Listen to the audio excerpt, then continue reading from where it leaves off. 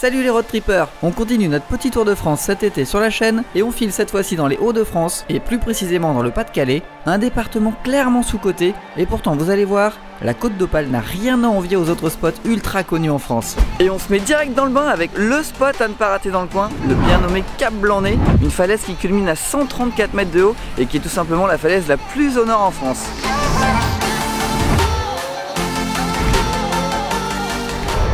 Au petit matin, le cadre est juste fou. Des panoramas qui envoient du très lourd pour commencer ce petit périple. Et contrairement à d'autres spots plus au sud, on peut profiter de la plage du Cap Blanc-Nez, mais à marée basse uniquement. Et si la météo le permet, on peut même apercevoir les côtes anglaises de l'autre côté de la Manche. Là pour le coup, on les voyait vraiment bien. Si vous venez vous faire un petit road trip sur la Côte d'Opale, c'est assez compliqué de faire l'impasse sur ce cap, c'est un peu le symbole du coin. Un petit conseil quand même, si vous voulez profiter de cette vue et profiter des chemins de rando au calme, venez très tôt, c'est assez vite blindé dès 9-10 heures le matin. Pour ces 2 jours de road trip le long de la côte, on part donc du Cap Blanc-Nez tout au nord et on descend tranquillement vers le sud jusqu'à Boulogne-sur-Mer. Et au 3e jour, je vous amène dans un coin assez peu connu, mais très prisé des locaux.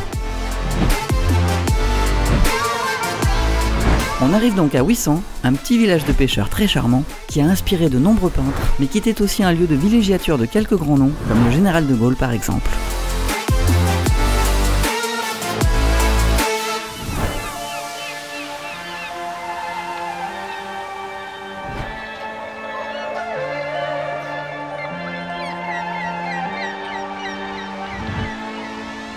Et si l'envie vous prend de faire quelques kilomètres à pied, il y a un petit chemin de 4 km qui va plutôt pas mal, c'est le sentier du Farts qui contourne une ancienne carrière et qui revient à Ouissant par les bords de mer.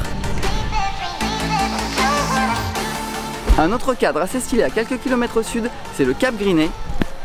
Et à partir de là, vous trouverez pas mal de randos qui longent la côte tout en surplombant les falaises. Notamment le plus connu du coin, le GR120 qui part de Brédune à la frontière belge et qui finit plus au sud jusque sur la côte picarde avec un parcours de 284 km.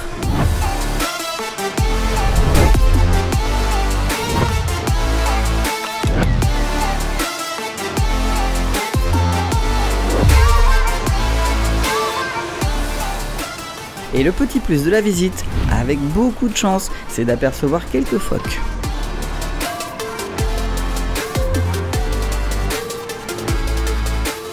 On fait un petit passage rapide par 2 autres villages de pêcheurs avant de terminer la journée sur un autre spot juste sublime.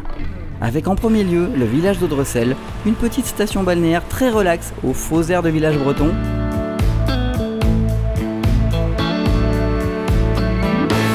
Et le village d'Ambleteuse, avec son célèbre fort Vauban, construit au XVIIe siècle. Et surtout l'un des derniers forts encore présents sur le littoral du nord de la France.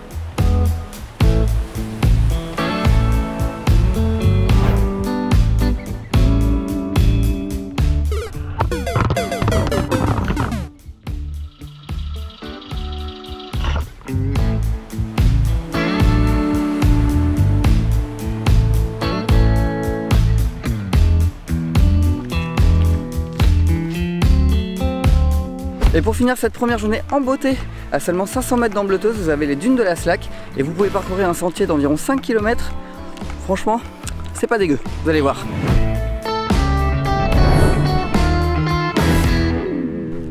Au fait, quand je dis c'est pas dégueu, c'est pas comme la bouffe dans le Cantal, hein.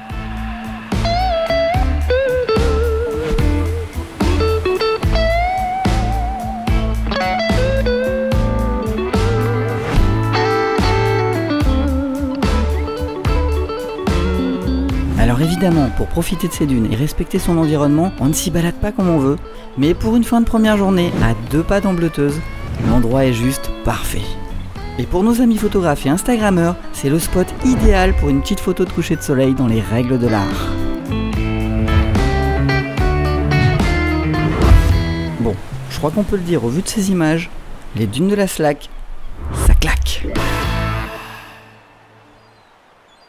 On attaque cette deuxième journée un peu plus au sud du côté de Wimereux, juste là-bas. Et vous allez voir, cette petite ville a une particularité très sympa sur la digue.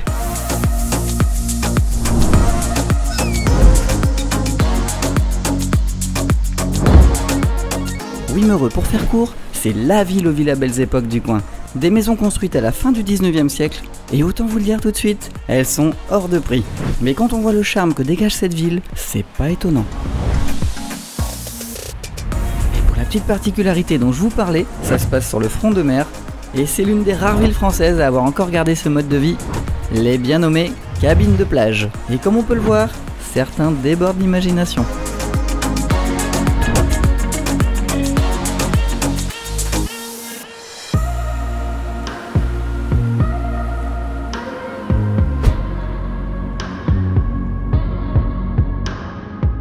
Et nous voici à Boulogne-sur-Mer, le premier port de pêche en France, en concurrence avec l'Orient, et surtout très connu pour Nausicaa, le plus grand aquarium d'Europe.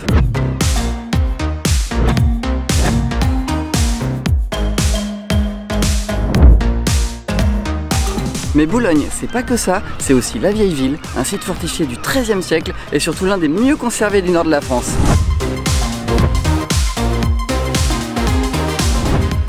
La vieille ville de Boulogne-sur-Mer est en fait située sur une petite colline qui surplombe la ville, et ce quartier historique possède plus de 2000 ans d'histoire.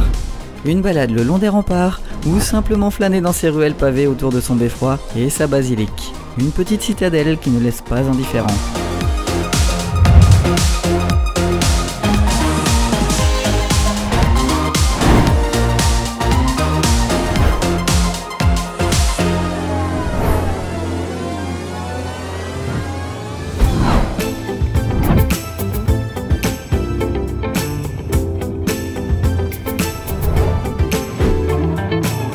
On fait une petite halte par un château qui sort de l'ordinaire, le château d'Ardelot.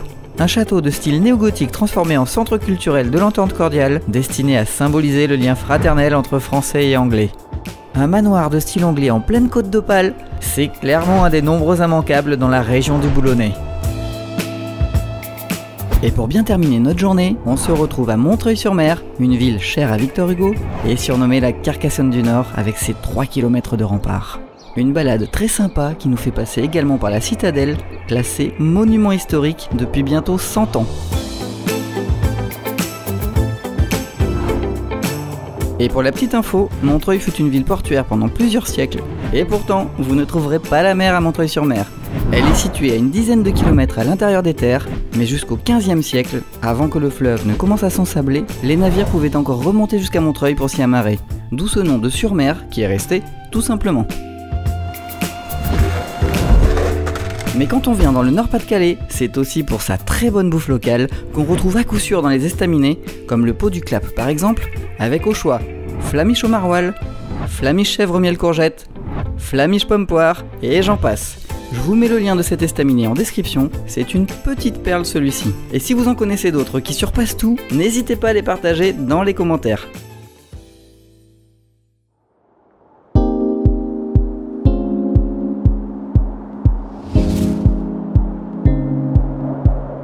Pour cette troisième et dernière journée, on se retrouve à seulement 1 heure de Lille, toujours dans le parc naturel régional des Caps et Marais d'Opale, mais cette fois-ci dans les terres, dans le Marais Audomarois et plus précisément dans la réserve naturelle du Romelard.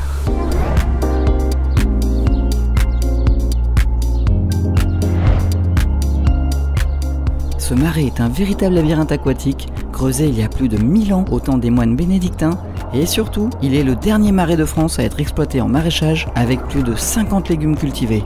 Et par ici, la star des légumes, c'est le chou, avec des kilomètres de plantations. Et tenez-vous bien, cette réserve abrite environ un tiers de toutes les plantes aquatiques référencées en France, si bien qu'elle est classée réserve de biosphère par l'UNESCO.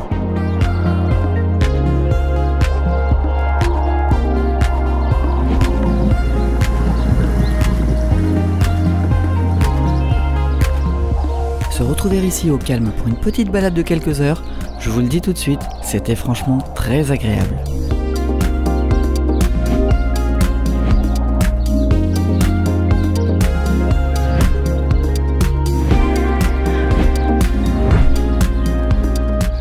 Avec un petit bonus en cours de balade, la traversée en bac à chêne.